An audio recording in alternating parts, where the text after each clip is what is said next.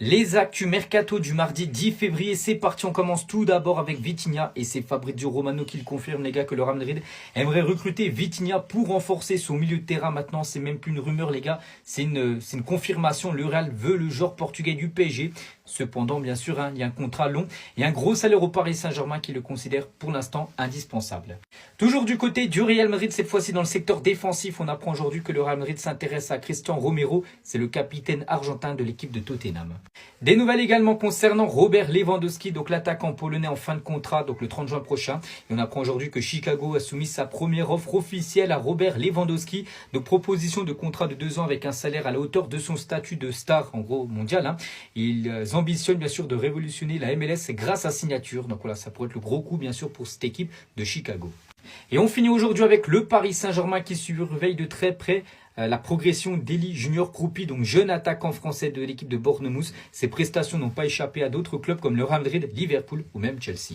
Yo les amis, j'espère que vous allez bien. On se retrouve pour l'actualité sportive du côté du Real Madrid et du FC Barcelone. Le Real Madrid a encore humilié les amis, nous sommes humiliés. Déjà que ces derniers temps-là, on était déjà par terre, alors là, ça n'aurait pas pu être pire. Franchement, vous allez voir de quoi je parle dans la suite de la vidéo. Et comme si c'était pas déjà assez, Laporta, le président du FC Barcelone, nous a encore démoli en public. Alors là, pour le coup, il n'est pas allé de même moite. Ce sont les gros sujets de cette vidéo les amis, donc pour ne rien rater, restez jusqu'au bout. Lâchez le petit pouce bleu qui fait toujours plaisir les gars. C'est le référencement. Sans plus tarder les amis, c'est parti. Les amis, avant de dire quoi que ce soit, il m'est arrivé quelque chose de dingue dont je dois vous parler. Imaginez vous rentrez d'une dure journée de travail les amis, 8 heures de travail ou 9 heures de travail. Vous rentrez à la maison, vous êtes fatigué, vous devez regarder le match du Real Madrid ou du FC Barcelone. Mais finalement vous êtes tellement KO que le match vous ennuie. Sachant que le lendemain c'est le week-end, vous devez vous réveiller tôt pour aller à la salle. Mais vous avez la flemme. Et ben écoutez-moi bien, dans ce genre de situation là, qu'est-ce qu'on fait? Question pour un champion. On boit du Oli, c'est pas compliqué. Comme d'habitude les amis, on commence par le club le plus bipolaire du moment, le Real Madrid. Et on va directement parler les amis de notre cher Jude Bellingham qui vous savez s'est blessé. Et bah là on a un peu plus d'informations sur sa blessure. On nous dit Jude Bellingham souffre d'une lésion à la jambe gauche et il sera absent pendant 1 mois. Et vous allez me demander quels sont les matchs qu'il va rater pendant ces 1 mois là. Voici la liste. Déjà logiquement il va rater le match face à Valence ce week-end. Le match face à la Real Sociedad il va rater. Le match aller face à Benfica il va rater. Osasuna il va rater. Le match retour face à Benfica il va rater. Le match face à Retafe également il va le rater. Pour l'instant ce qui est sûr à 100% c'est que le gars sera absent jusqu'au match aller face à Benfica.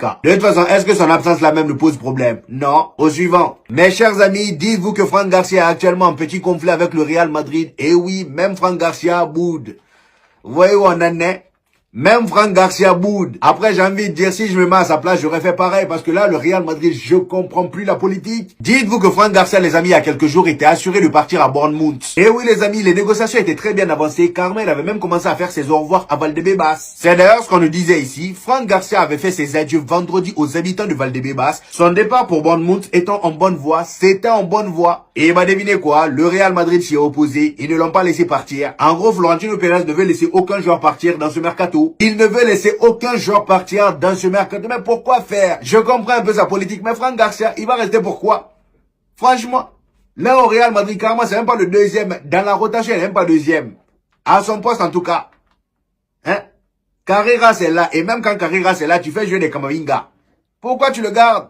Franchement. Le Real Madrid a besoin d'un grand ménage et c'est maintenant qu'il faut commencer. Il y a des joueurs vraiment qui n'ont plus rien à faire ici. Finalement, à cause du refus du Real Madrid dans le départ de Franck Garcia, voici ce qui est dit. Franck Garcia a demandé à s'entraîner individuellement après que le Real Madrid ait refusé une offre de Bournemouth pour lui.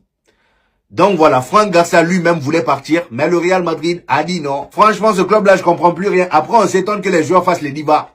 On s'étonne que les joueurs fassent les divas. Hein? Même des joueurs nuls, on les retient. Pourquoi faire? Respectons-nous un peu. Le gars, il veut se barrer, on le retient. Pourquoi?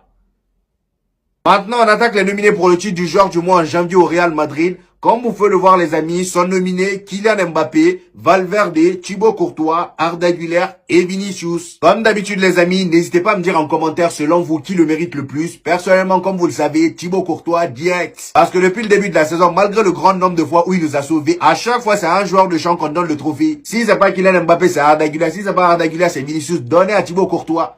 Soyons reconnaissants un peu. De toute façon, là, au Real Madrid, c'est soit Thibaut Courtois ou Kylian Mbappé, point barre. Il n'y a que les deux. En tout cas, moi, c'est mon avis. Dites-moi en commentaire, selon vous, qui le mérite le plus. Toujours dans les problèmes du Real Madrid, déjà qu'en ce moment, ça va pas fort. En termes de niveau, on est à la ramasse, on le sait tous. On s'est fait éliminer par Albacete en Coupe du Roi. Albacete qui s'est fait éliminer par le FC Barcelone hier. Et en plus de ça, en Ligue des Champions, on s'est fait sortir du top 8 par Benfica. Tactiquement parlant, c'est le néant. On se demande même ce qu'on fout aux entraînements. Et malgré tout ça, l'alerte n'est pas encore tirée dans la direction du Real Madrid. Non, non, non. Eux, ils trouvent que c'est le bon moment d'être au repos.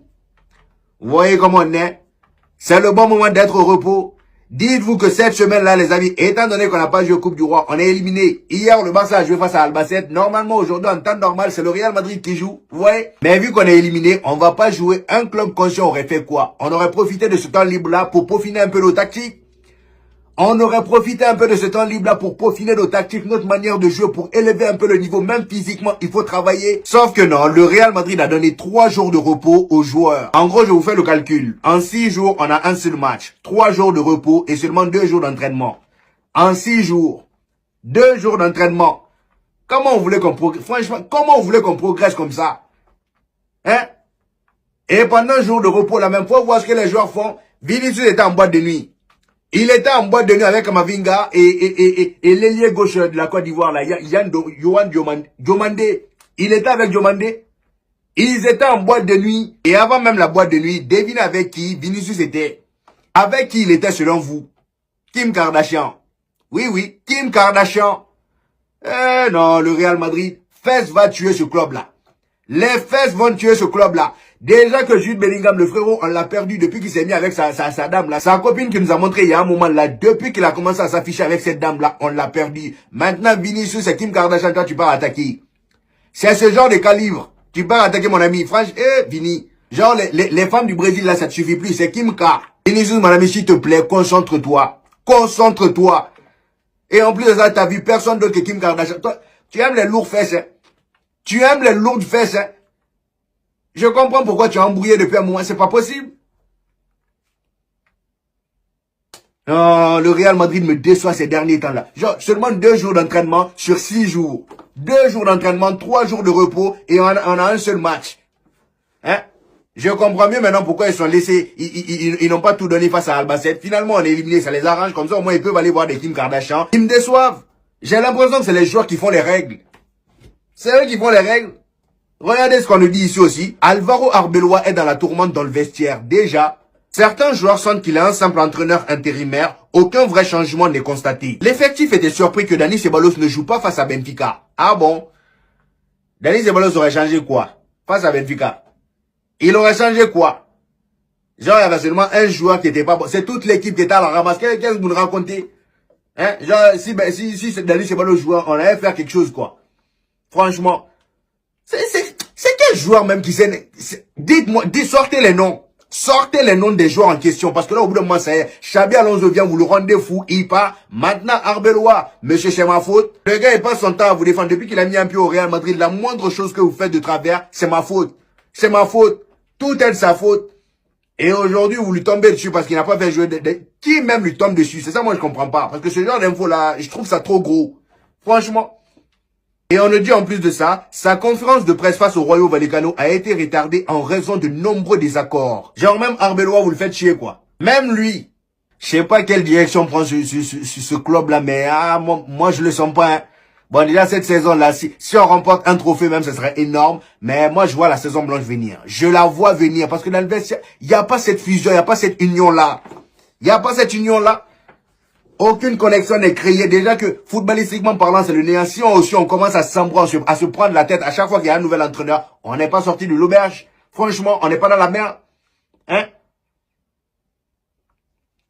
Et d'ailleurs, les amis, à la fin du dernier match face au Rayo Vallecano, le match où Brahim Diaz a obtenu un penalty qui a été marqué par Kylian Mbappé là. Voici ce que Arbeloa a dit en conférence de presse. Il dit, je ne suis pas Gandalf le Blanc. Pour ceux qui connaissent pas, Gandalf le Blanc, c'est un magicien. Donc en gros, il n'est pas un magicien. Ce que j'attendais de mes joueurs, c'est ce que j'ai vu. La détermination, l'attitude, la mentalité. Il faut savoir que pour gagner chaque match, la qualité ne suffit pas. Nous avons donc besoin de l'effort que nous avons vu aujourd'hui et de cette soif de victoire. Cela va être constant et nous allons travailler sur cette régularité. Nous en avons besoin. Donc voilà, selon lui, le Real Madrid a fait ce que lui il voulait. Voilà. Le Real Madrid a fait ce que lui il attendait, la détermination, l'attitude. C'est vers la fin on a vu cette détermination-là.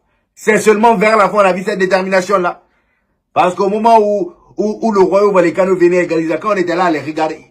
Où est la détermination dans ça? On était là, on les regardait. Hein? Au moment où on passait le temps à rater là, où est la détermination dedans? Toi, il faut arrêter de foutre de notre bébé, Arbi. Franchement, tu commences à nous saouler toi aussi.